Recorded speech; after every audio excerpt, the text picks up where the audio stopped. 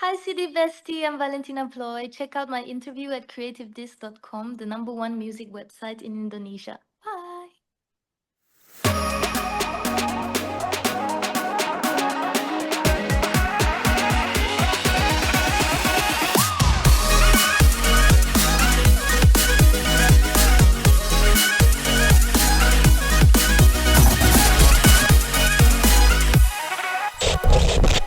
Hi, CD Bestie. Welcome back to Creative Disc with me, Nanak. Today we have something really special for you. We're joined by a singer-songwriter whose music speaks straight from the heart.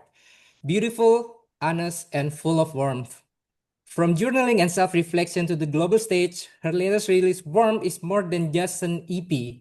It's an invitation to slow down, feel, and embrace who you truly are. She's Thai-Italian, speaks 5 languages. Please welcome the incredibly talented Valentina Ploy. Hi, Thanks Valentina. so much. Hi, Nanak. Thank you for the introduction. Thank you. It's so good to have you here. Thank you. It's so good to be here. Thank you so much for having me. Okay, I would interview with some questions. Yay. First off, how does it feel releasing Warm as your first truly independent album? It feels very exciting, I would say. It feels like, excited as always to release music, but extra special because, like, it was really, everything was like made like with me and our nice small team. So it feels really, I'm proud and very exciting to be releasing that as an independent artist for the first time. Nice. Uh, there's a line in your song that really stands out. I quote it. Sometimes I was cooler, but maybe I was born to stay warm. That's beautiful. I heard Mm. this just some Thank moments you. ago. What's inspired that lyric? So it's inspired by like how I was feeling, I guess. And sometimes I just feel like, the noise of the world gets a bit like loud around me. And I feel like I have everywhere examples of just people being very cool as artists, like looking cool, looking serious all the time, that tend to hide their emotions or just like, yeah, a lot of harshness. And I feel a little bit like, why am I so warm? Why am I so sensitive? Why do I cry all the time? And with that line, it's like saying, sometimes I wish I was cooler. I do feel the pressure of that, but also maybe I was just born to stay warm, for you and like for the people around me, for my family. And it was just a thought that made me feel like at the end of the day, everybody probably was born to stay warm inside, for like everybody's warm inside, deep, deep down for the people that they love and in their like close inner circle. So yeah, I was really feeling it at the time and it made me feel like, yeah, I understand myself a little bit better. It's okay to be how I am. And so, yeah, that was like the feeling that came with it. Fantastic.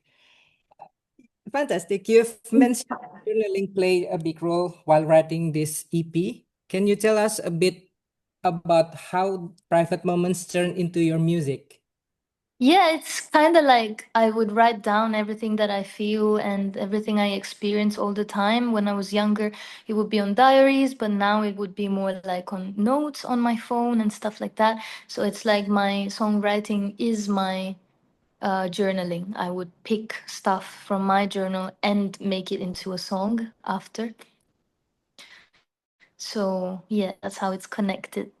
From writing on books to your notes in your phone, right? Yeah, yeah, yeah. Like now, I mostly do it on my notes in my phone because it's so convenient. I mean, I have my phone with me all the time.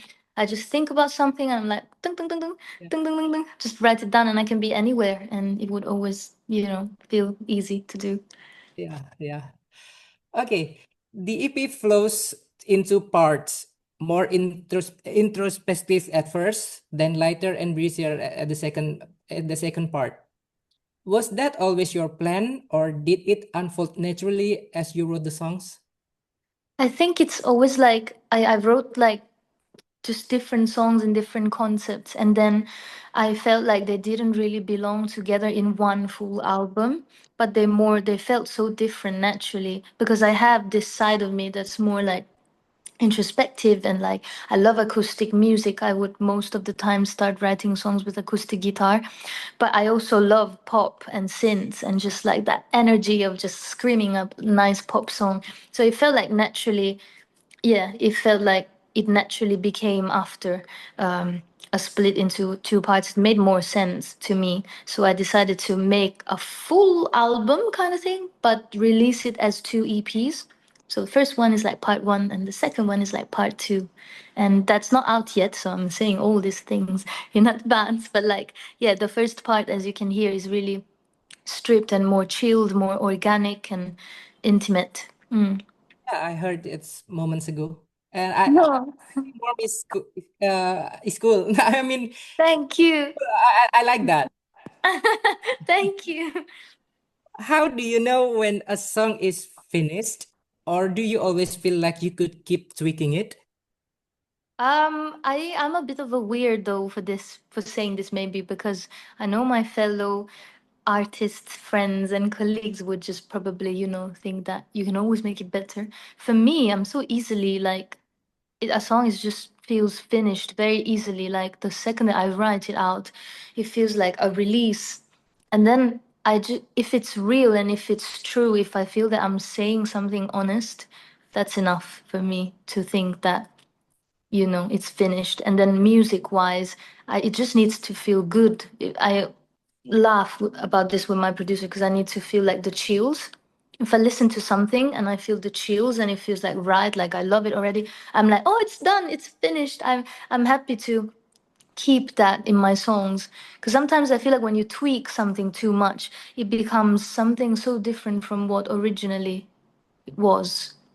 And yeah, sometimes you lose a bit of magic, at least in the music that I make. I feel that. So yeah, I'm easily pleased and just I think it's done. It's done. That's it. Let's stop thinking about it. Otherwise, I feel like we could go on forever and on forever and on forever, and you will never kind of reach perfection. And actually, in this song, Warm, I say there's a line that says, like a revolution against perfection, It's like, yes, let it go and just enjoy the process of uh, doing it as it is. Okay. My wife told me earlier, moments ago, I heard from her that you were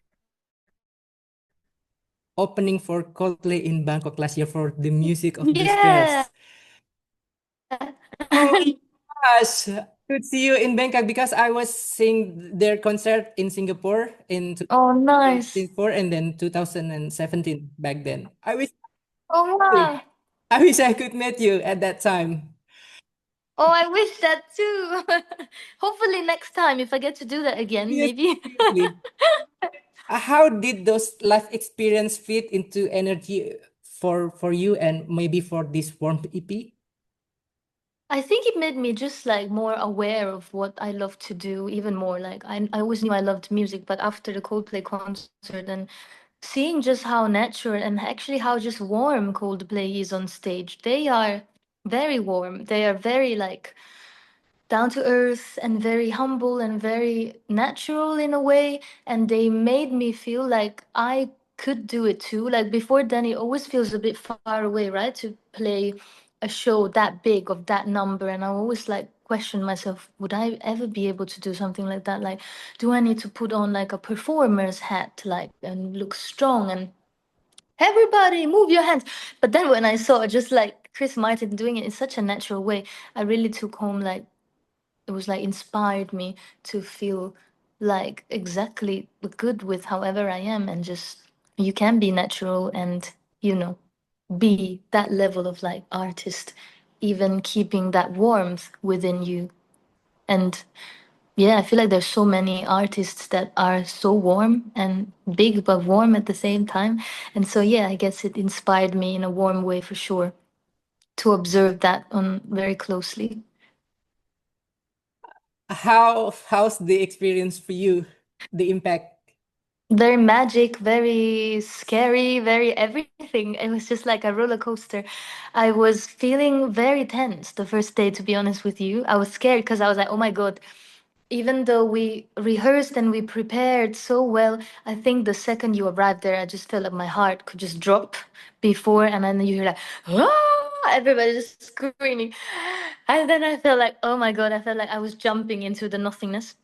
But then, yeah, the first day I had a very different experience to the second day because it was 2 days. The first one was very nervous and scary, la la la. And then the second day, I think I did a pretty good job, better, fun. And I realized that it's just, even if you play a show with like 10 people or like 65,000 people, you can still make it feel very intimate. So yeah, I learned so much and I had so much fun. The people were so welcoming with me, so supportive. So, yeah, no, I think, the best experience of my life. That's incredible of you. Okay. My last question, maybe. If someone's pressing play on Warm for the very first time today, what's one thing you hope they feel or remember after listening? I just hope they feel a bit warmer, I guess, and comforted. But really, I just wish for the listener to feel and take whatever they want, like whatever they are going through, because everybody's experience is so different. And I feel like if they can just listen to my songs and have any feeling that is like a good feeling, or they feel uplifted, or they feel like relieved from something they might go through, then that's all I want, really. I'm happy already. Okay, Valentina, thank you so much for sharing your heart. Thank you so much, Nana. Thank you. We're so excited to see where your part takes you next, and we'll definitely be streaming Warm on. Thank you so much. Thank you for having me. Yeah, me too. Is there anything you would like to share or want to say hello to your Indonesian fans here? Please welcome. Just, just thank you so much for like, yeah, listening to my music. I guess Indonesian fans have been so supportive. Like, I am so grateful for your support. So thank you so much, and terima kasih. Terima kasih. Sama-sama. Like Monday, Valentina.